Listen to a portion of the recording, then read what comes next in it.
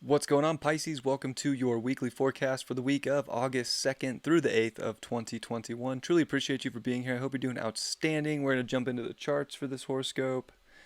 Hope you're ready for some charts today. Well, we're building up to a new moon this week in your 6th house of Leo. So definitely a build up to like this change in reality, like shifting it, molding it, feeling what you want and expressing what you want and being, very analytical and sharp-witted about that. So I think, it's important to be, pretty critical of what you want right now, without the weight of the world just stressing you out, while paying attention to health and like doing things that are going to be even like a level of responsibility to your life in reality right now. Saturn in the 12th, it's a karmic time. It's a karmic time. Jupiter's back in your 12th house this week, and they're going to be both there for the rest of this year. So it's just like a lot of karmic undoing right now. And, you have to have some faith. And Jupiter in the 12th is always an angel on your shoulder. So you have backup. And this could be like a big start to maybe some big karmic shifts that you do need to shift and sort of purify and clean up within your reality so that you can have like the one you desire. So like really being that potter and molding the clay of life into what you truly desire, or just big changes that are not, they're not fitting into reality any longer. They're not fitting into what's real. But before all that, a lot's going on with Uranus in your 3rd house. Mercury, the moon, the sun, they're all going to square that Uranus in your 3rd. So this is really dealing with your mind in a big way, and it could bring up a like amazing genius insight. Like, I'm not gonna lie, like you could get visions of the future here, but you don't want to like go crazy trying to like put time and like linear thought to it. I feel like that could like put you in a weird place. Like, you kind of just have to like let God pull the strings right now, surrender karmically to what's showing up. And if things are just showing up in your mind or showing up in your environment and in your reality that are just like, what the heck, or like, all this energy could be like job changes, or like, for some, that could even be like, getting fired, Uranus. But that's the thing about Uranus. Uranus is always taking you higher, even though it doesn't feel like it in the beginning. So it'd be like getting fired, but realizing like it wasn't meant to be, and like there was something better karmically in your future that you were just about ready to start. So whatever does show up, don't don't get anxious or like stress yourself out. I think you have to definitely surrender with Jupiter and Saturn in your 12th house to things that are closing out over time here, and they could show up, acceleratedly fast within your mind, or in your, quick in your personal, environment or daily life. What does it mean to you? You gotta, kind of like get ready to start that shift. These are cadent houses, so like they're already getting ready to shift. They're mutable.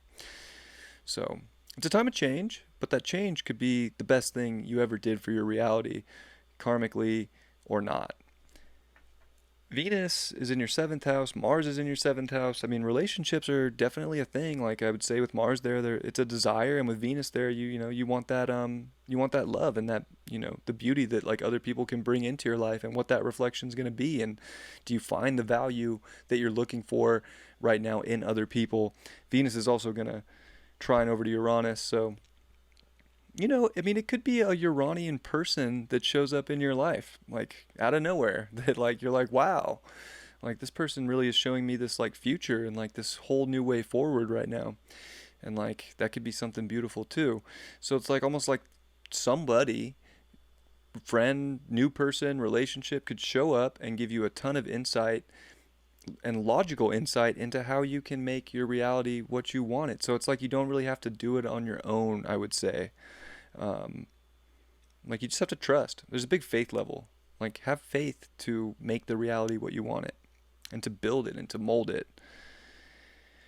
We got Venus here, quincunx Chiron, but we also have the Sun, Moon, and Mercury all trining that Chiron in your 2nd house. So I would say, like, there's a lot of emphasis on Chiron right now, so it's really like, I would say with the trines, especially from your sixth house, like really having that confidence and that capacity to know that if changes take place in reality, you can build a new one, that you can earn a new one, that you value yourself enough to not be too like wounded, to not feel like you could pick yourself up if anything changes.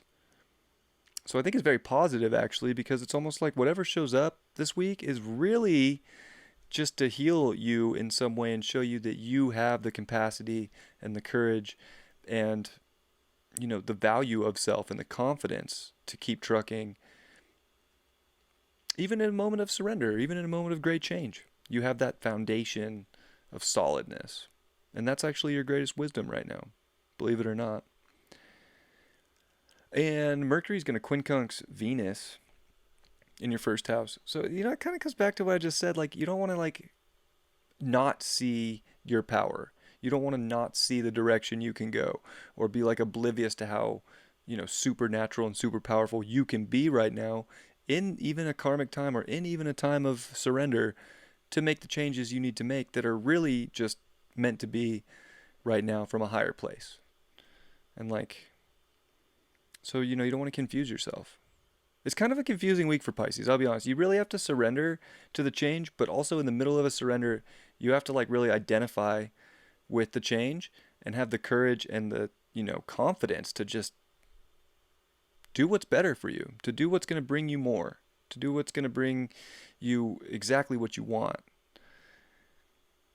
And to connect with people that want to go in that direction with you. So, interesting time for Pisces, but I think this is going to show you a lot of the purifications that need to be made in your reality so that you can take the next steps forward on whatever it may be, whether it's dealing with relationships or whether it's dealing with stuff from the past. It's a moment of a big shift into a new cycle over this next couple years, and I would say this is a big new moon that kind of like gets that ball rolling in a direction that you really, might actually want it to go, or you don't have any idea where it's going, but this is the week where it shows up and, you kind of have to make sense of it in weird ways without getting stressed or, lost. Death card reversed. See, there ain't nothing to be scared of. Fear's just an illusion. Whatever's, dying off or whatever's changing, don't worry about it. Like, that's the biggest thing I could say is, like, I know that could be hard for somebody to hear too out there, but it's like, don't trip. Like, there's beautiful stuff right around the corner. Like, even with Uranus trine Mercury in your seventh house, like, something beautiful could show up at any moment, and like change your like whole mind about relationships or about just what you want in your environment. So embrace the change. Don't hide from it. It's going to, honestly, I think it's gonna be super positive. I'm gonna be honest, and I hope you feel that way too.